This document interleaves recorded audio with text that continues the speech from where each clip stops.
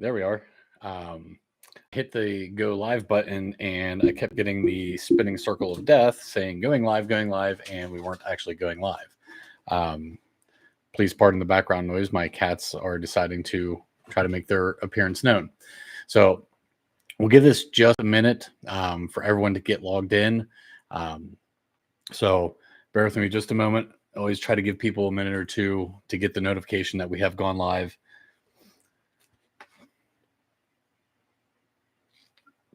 But I don't want to wait too long because it's already a little late getting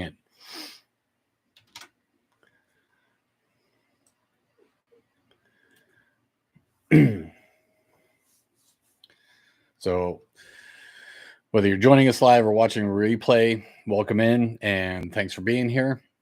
But this is Walt Disney World Live, our lunchtime live chat, episode number 6. And today we're doing something a little bit different, but hopefully a lot of fun. Today we're diving into some of the coolest, quirkiest, and most surprising did you know facts about Walt Disney World. From hidden design touches to behind the scenes trivia. This is one of those episodes where even the most dedicated Disney fans might learn something new. So if you're watching live, please jump into the chat and say hi. I'd love to know where you're watching in from and what your favorite Disney fun fact is. And if any of today's surprises caught you off guard. So before we dive in real quick, I got to ask something. So obviously today started at 1 o'clock instead of noon as usual, Eastern time. Is the Wednesdays at noon working for you guys? So the whole point of this is to be a chat. And during the summer months, it's a little more difficult for me to fill in or fit in the noon slot, specifically because I have 3 kids out of school. But if noon on Wednesdays is working for you guys, that's great. We'll continue that. But is there another time of the day or another day completely that might work better? Because I really want this to develop into a more of a Q&A style format so that I can answer your questions and, help you guys if you're planning a trip or if we just want to talk shop about Disney. That's the idea behind this. So please let me know what times and what days work best for you, and we'll try to maneuver my schedule to make that fit. So, and of course, if you haven't already, if you can, make sure to subscribe to the channel so you don't miss any future episodes. I'm trying to do this weekly. I know today's a little bit of a curveball, but we're trying to cover Disney tips, news, vacation planning, everything about Walt Disney World. So that's kind of my passion. And today should be a fun one. The whole Disney fun facts and trivia stuff is why I got into doing the YouTube channel in the first place. So this one's a little dear to me. So I hope you guys enjoy. But like I said, jump in, let us know where you're coming in from. And if you've got any Disney fun facts that we can include either today or in a future episode. So let's settle in and jump into today's fun facts. So the first one is not actually in a park. So we're going to be going to the Polynesian Resort and talking a little bit about some of the backstory of the Poly. So when Disney World was being constructed and they were digging out Seven Seas Lagoon, which if you didn't know, there's another side fun fact that the Seven Seas Lagoon is a man-made lake. They needed extra dirt and everything to build up the Magic Kingdom to cover the utilidors under Magic Kingdom, which I guess there's another layered fun fact in there. So they're creating Seven Seas Lagoon and they have this resort planned. And if you know anything about Disney and their storytelling, they try to make things as authentic as they can. So what's one thing when you think about South Pacific Islands, think Hawaii, what's one thing that comes to mind? Well, it's the ocean and the waves and the surf. So when they were digging out Seven Seas Lagoon, I forget exactly how far out it is. What was the name of that? Beachcomber Island. So If you look out, there's a little island out there. Just off of that island is they installed a wave machine. So the initial idea was for the Polynesian resort to have waves coming in, and they did float around the idea about even teaching surfing lessons at the Polynesian because that fits in with the theme of the South Pacific. Unfortunately, this is one of those times where Disney storytelling went maybe just a little bit too far. What happened was they only used the wave machine just a handful of times. And what they noticed is it was eroding the beach at the Polynesian and destroying the landscaping. So you can't, it got to the point where you couldn't have both. So they shut down the wave machine so that they could keep the beach, which if you got to have one, you at least need to have the beach at the Polynesian. So they shut down the wave machine. And if you are ever taking the ferry out, or if you take an excursion out into the Seven Seas Lagoon, you can still kind of see some of the elements hidden there. It's pretty grown over at this point, but there is a wave machine that used to be at the Polynesian or off the Polynesian beach so that they could have those waves coming in and you'd be able to actually enjoy more of an ocean like experience at the Polynesian Village Resort. So let's move on to our next one here.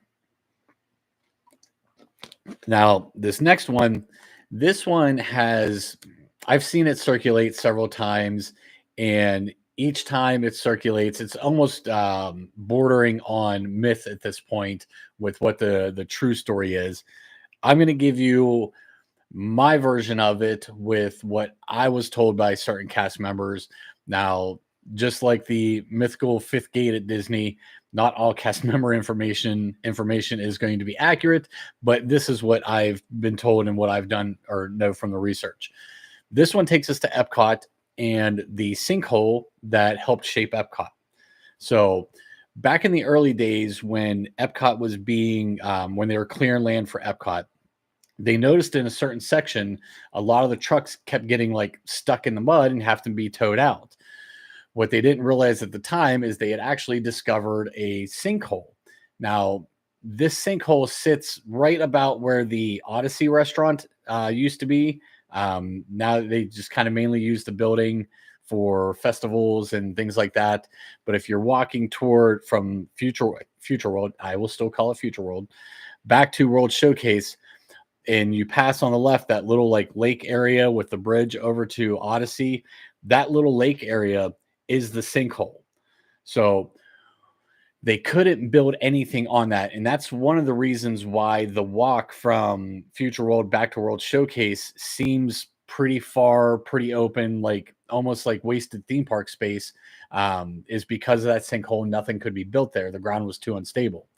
Now, the only thing they could really do with it was to dig it out down to actual solid ground beneath, and they decided to fill that area in with water. Now, here's where speculation and who you talk to kind of differs.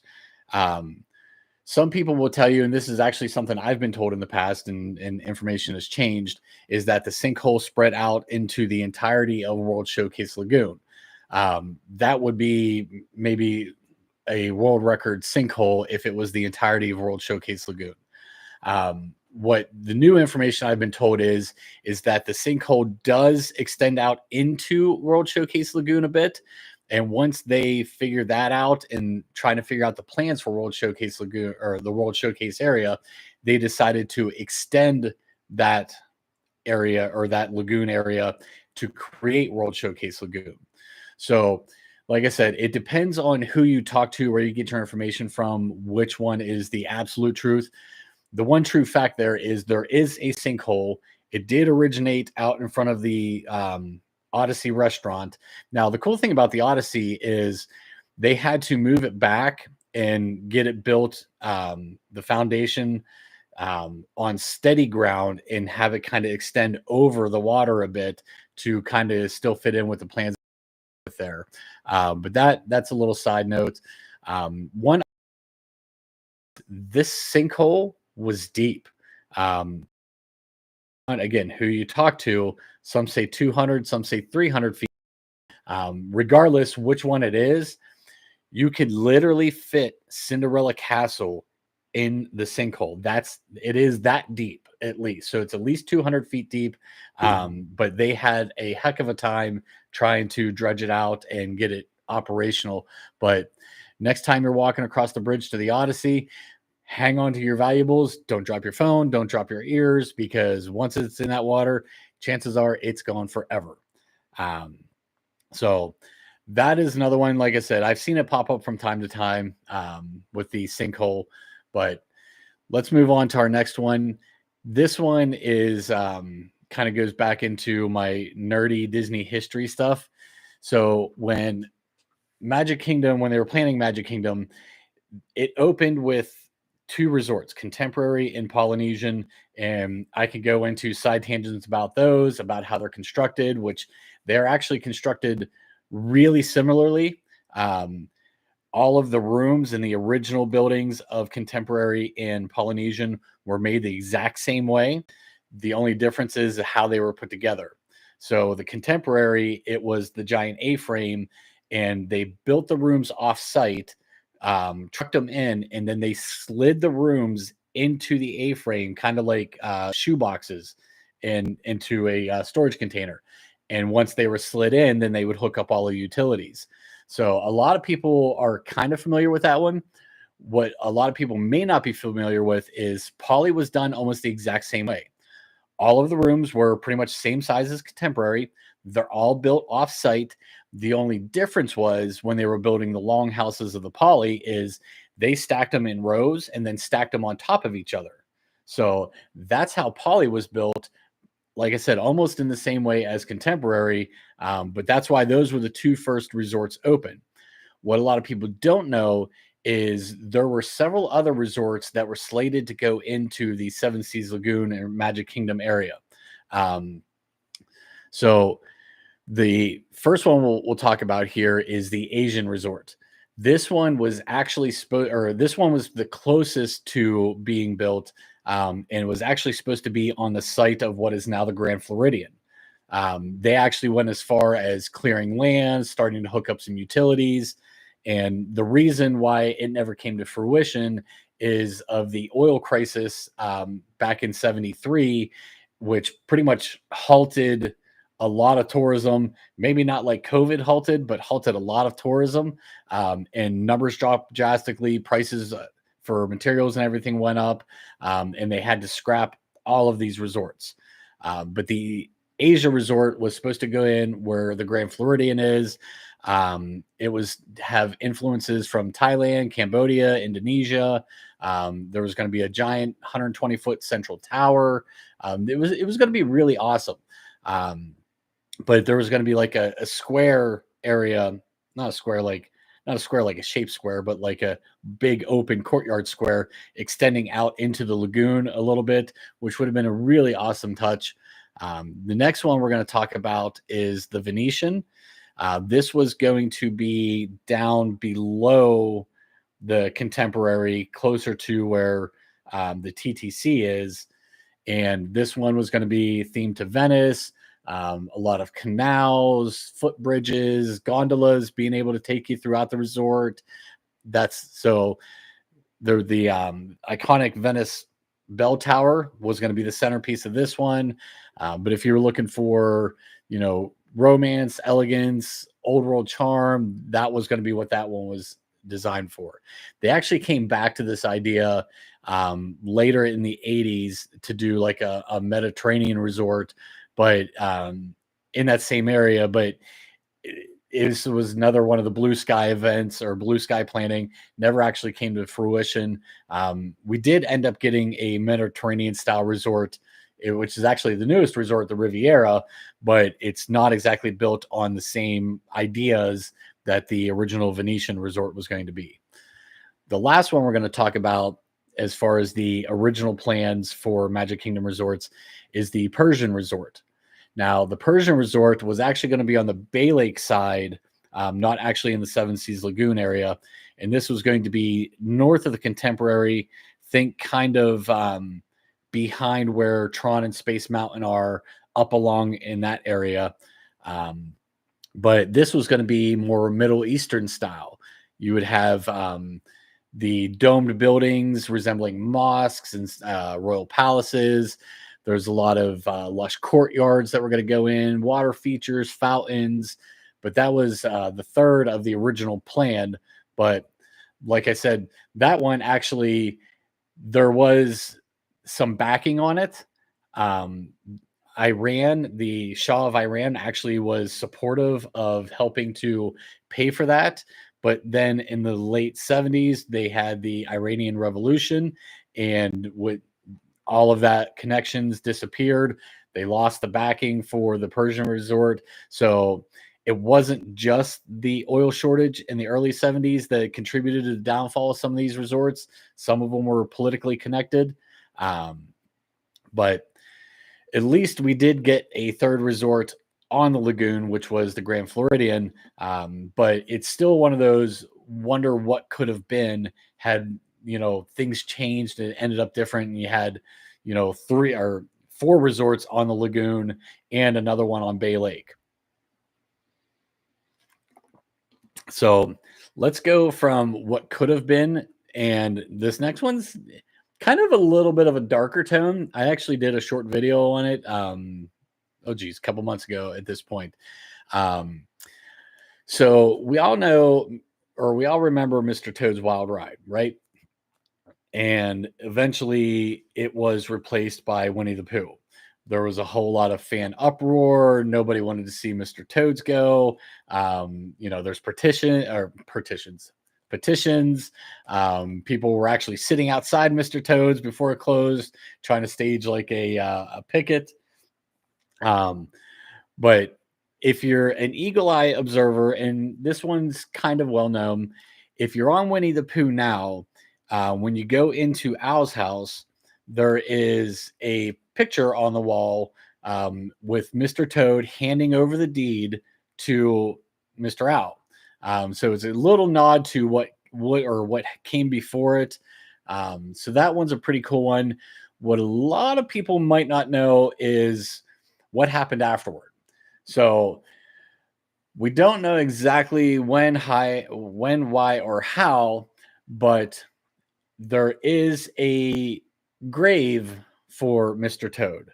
So when you're leaving the Haunted Mansion, and you pass by the wall that has the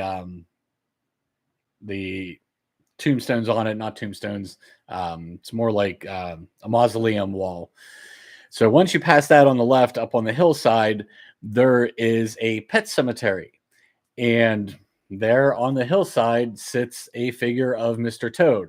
So what happened after he gave the house over to Owl, we don't know, but we do know Mr. Toad's final resting place happens to be in the pet cemetery of the Haunted Mansion attraction. So told you that one's a little dark, but it's still one of those things that it's fun to see how different rides and attractions are connected, and the attention to detail that Disney goes to in doing some of these things. So, but just a reminder, if you've got a fun fact, please share it, because I love seeing things. I love learning new stuff. I don't know if you guys can see. Oh, where's my finger? Up here. This, not only do I research stuff online, but I love reading Disney history. Yes, I know I'm technically pointing at the Marvel book, but a lot of these have backstories, things you don't really find out about unless you're really digging in. I actually want to show you guys one here in a second. But so this ginormous thing, Walt Disney Imagineering. If you love the backstory of stuff and how things are planned, that one I really enjoy it. If you get a chance, check it out. But moving on. So next little section we're going to go into is some different facts about Cinderella Castle. So it's not just the centerpiece of Magic Kingdom. It's very cleverly designed, and it's very symbolic. There's a lot of symbolism. It's the most photographed theme park place in the entire world. So let's start with some of the well-known ones, and then we'll kind of dive into some lesser-known ones. So probably the most well-known one is Cinderella Castle stands at 189 feet tall, which is why it would fit in the Epcot sinkhole. And the reason behind this is the FAA requires that any structure that is 200 feet or higher to have a red blinking warning light on it so that airplanes, helicopters would not crash into it. So they purposely designed Cinderella Castle to only stand at 189 feet tall. Um, Now, what helps make it look even taller is a architectural term called forced perspective. So the lower portion is built pretty much to scale, the giant stonework in front of the moat. But from there on out, each level up gets smaller and smaller and smaller. So your brain still thinks they're the same size, but physically each level is getting shorter and shorter. That's how they use these tricks to trick your mind to make something look bigger than what it is. And now it's not only visually impressive, but it's structurally impressive too. The entire thing is pretty much all steel and fiberglass, and it's actually reported to be designed to withstand up to a Category 3 hurricane. So Cinderella Castle is fairly safe. Another one. Ever notice how every picture of Cinderella Castle looks absolutely perfect? Well, one of the reasons for that is when they were doing the layout of the park, Cinderella Castle faces due south. So it always has the sun facing, or it's always facing the sun, which gives you the bright, pictures. There's never really any shadows on the front. Now, if you're on the backside, obviously that's pretty much all in shade, but that's why you get all of those photos. They're all iconic from the hub, from Main Street. It's picture perfect, just completes the whole fairy tale setting. Now, let's go into the castle a little bit. Actually, let's go to the back of the castle. So if you're entering or walking through Cinderella Castle from the back, and if you look up just above the walkway, there's a shield there. Now, that shield is actually the Disney family coat of arms. So when they were designing the castle, obviously Walt passed away before Magic Kingdom opened. It's another nice nod to Walt Disney. They included his coat of arms, or his family coat of arms, in the design of Cinderella Castle. And another fun nod, if you actually dine in Cinderella's royal table, there's a whole bunch of coat of arms, and a lot of them are like original Imagineers, the people that help build, design, and think up all of this stuff, executives, family members. They all have coats of arms inside Cinderella's royal table. But back outside, just below that and off to the side, so if you're walking out that way, there's the little water fountain of Cinderella, and she's still dressed as the house worker. But what's neat about that statue is if you crouch down, and behind behind Cinderella, there's like a mosaic with a little crown on it. If you crouch down as if you're a child looking up at that, you can actually see that crown will actually lower and sit on Cinderella's head. So it's just a clever little thing that most adults wouldn't see. But if you're a kid and you look up, you'll see Cinderella with the crown on her head. So that one's pretty cool. Now, going inside the castle, let's talk about the walkway going through. I had that note. So the mural inside Cinderella Castle is actually created with over 300,000 hand-cut pieces of Italian glass. There is actually not just glass, but precious stones. There is a little bit of gold and silver inlaid in some of those, but they were all handcrafted, all the murals handcrafted. I believe it took over 6 months and a team, uh, a dozen or two workers to create those murals going through Cinderella Castle. Um, and another one, it's not really inside the castle, but it's in the moat. The moat in front of Cinderella Castle that kind of goes around the hub, that actually used to house a ride. It was the swan boats. So you would actually get on the swan boats over by Crystal Palace, and then you could take the swan boats and it would meander through the moat area, giving you just a different perspective of Cinderella Castle. But that ran from early 70s to early 80s. And then unfortunately, it just, as some things are, it just became not as popular. And within time, it just faded away. So while we're still in Magic Kingdom, let's talk about Main Street. So this is another fairly known one. But if you're walking down Main Street, the buildings on Main Street use that same forced perspective that Cinderella Castle does, where the bottom layer of the buildings are all 1-to-1 scale size, but the second row is a little bit smaller, and then the third tier is a little bit smaller, making the buildings look larger than what they actually are. And if you ever take the time, this is another fairly well-known one. Each window on the buildings of Main Street has a different name, with a different occupation. Each one of those names in the windows is actually for an Imagineer or an executive or somebody that helped make Walt Disney World come to life. And all of their careers that are painted along with their name offer a glimpse into kind of what they did to help create that.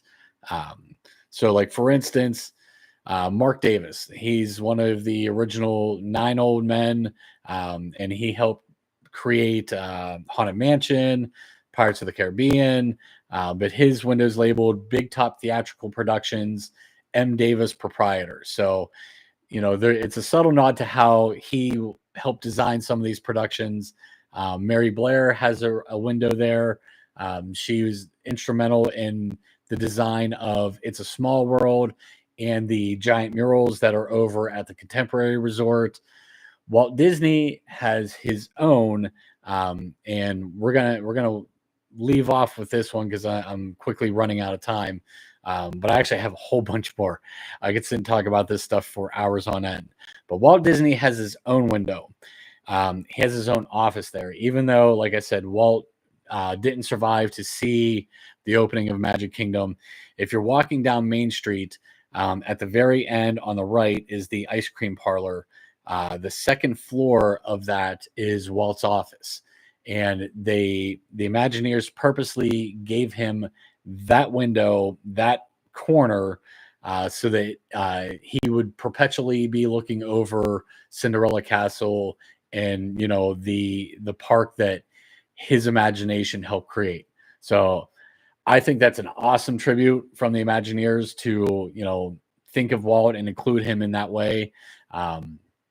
So next time you're there, stop, take a look at the windows. But once you get down, grab yourself an ice cream cone, because that's what Walt would have done. He would have got an ice cream cone. He would have sat and checked out Cinderella Castle.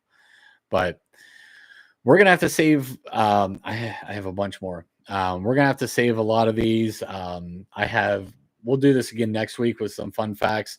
I have a lot of backstory about Epcot and World Showcase, some repurposed props, different did you notice details in some of the other parks. But that's going to be pretty much all we have time for today. I hope you learned something here, or maybe you remember a detail that you hadn't thought about in a while, whether it's a hidden tribute on Main Street, a lost legend. There's always something to discover at Walt Disney World if you know where to look. But if you enjoyed this episode, do me a favor, give the video a like. Make sure you subscribe to the channel so you don't miss any future episodes. trying to go live every week with Disney news, planning tips, walkthroughs, stuff like that. And again, let me know if the Wednesday afternoon thing is working, or if maybe we need to look into a different day, different time. I would love to know that as well. And if you're watching the replay, still love to hear from you. Drop a comment with your favorite fun fact, or something that may have surprised you. But thanks for hanging out with me today. Until next time, thanks for stopping by, and we'll see you real soon.